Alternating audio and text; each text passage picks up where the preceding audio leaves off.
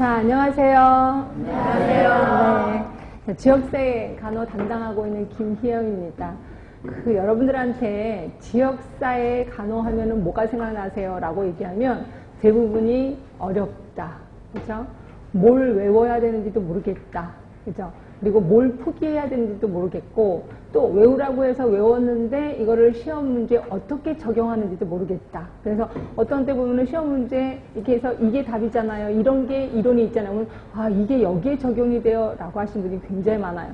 이러다 보니까 대부분 사람들은 지역사회는 철학이다. 이렇게 얘기하고, 아니야. 어떤 사람은 신학이다. 이렇게도 주장을 하고 있습니다. 그런데 지역사회 간호를 전공하는 제 입장에서는 분명히 지역사회는 외울 게 따로 있습니다. 그래서 저는 크게 4가지로 접근에 들어갈 거예요. 자, 하나는 반드시 외워야 될 게 있습니다. 자, 반드시 외워야 되는 거. 이걸 외워야, 이걸 암기해야 그 다음에 국시로 들어가셔야 돼. 근데 이거를 외우지도 않고 국시에 들어갔다. 그럼 당연히 떨어질 수밖에 없는 거죠. 그럼 이걸 반드시 외울 걸 다 외우면 어떻게 되느냐? 50% 정도는 맞을 수가 있을 거예요.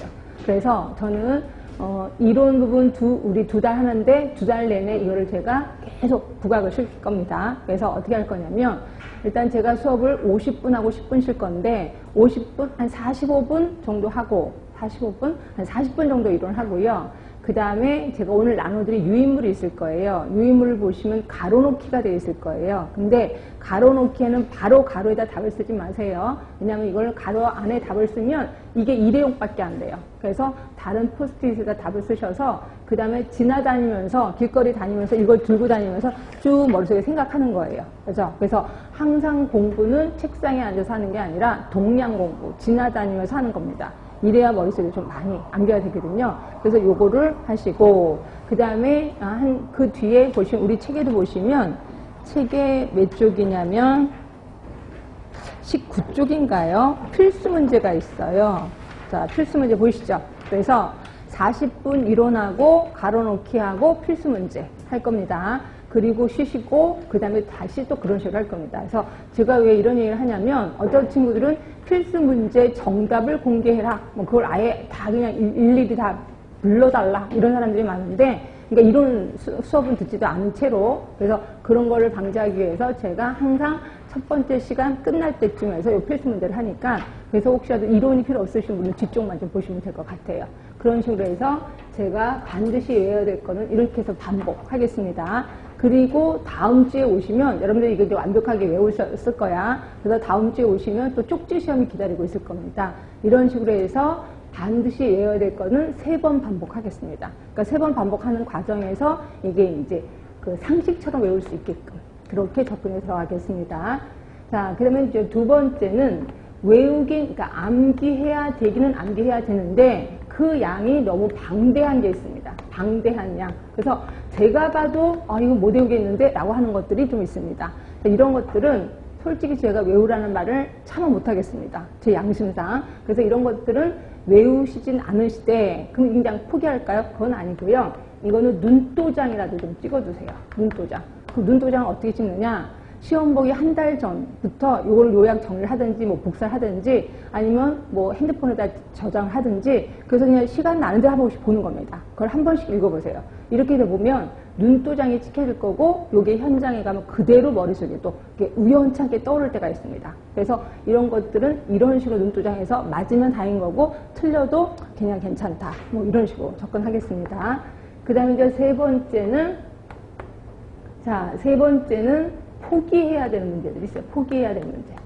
자, 이거는 제 이제 전공하는 사람 입장에서 볼 때는 되게 중요해요. 근데 여러분들이 너무 힘들어 하더라고요. 그래서 저는 이 부분을 포기하자, 과감하게. 그래서 이 부분에 대해서 여러분들이 설명을 해달라면 해줄 수는 있지만, 근데 여러분들 되게 힘들어요. 꼭 이 부분을 하다 보면 꼭 졸게 되더라고요. 그래서 이 부분은 그냥 과감하게 포기를 하겠습니다.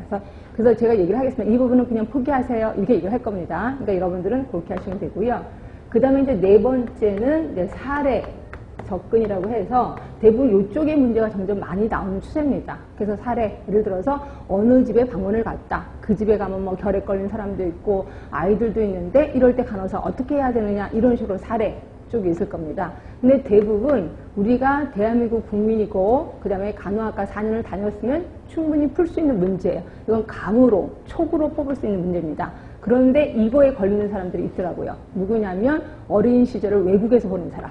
그렇죠? 그래서 외국에서 보내고 한국에 대학을 온 거야. 그러다 보면 이게 사고방식이 좀 달라지더라고요. 이러다 보면 이 문제를 거의 접근을 못 하더라고요. 그래서 근데 저의 약점은 이거에 대한 설명 능력도 없어요. 그냥 제가 이거 몰라요? 이게 되면 그쪽도 모르는데요. 그럼 제가 설명할 길이 없다는 거죠. 그런데 대부분의 사람은 다 맞을 겁니다. 그래서 이것도 사례 연구 같은 경우는 이제 문제를 통해서 들어가도록 하겠습니다. 그래서 이게 크게 4가지로 접근합니다. 특히 우리 이론 부분에서는 요걸 좀 키포인트로 좀 외워두자라고 보시면 될 것 같고요. 자, 그 다음에 그럼 도대체 우리 지역사회 간호학은 어떤 영역들이 있는데 이 영역에 대해서 좀 해봤습니다. 자, 보시면 맨 처음에는 국내외 보건정책이라고 해서요. 여기에 이제 우리 지역사회 정의, 여러분이 되게 까탈스러워하는 역사, 그다음에 보건의료 체계, 그러니까 간호행정 부분이 들어가 있는데 이게 보통 5문제가 나옵니다. 근데 5문제 다 하기는 정말 힘들어 하시더라고요. 그래서 저는 과감하게 여기서는 3문제만 맞자라고 얘기하는 중입니다.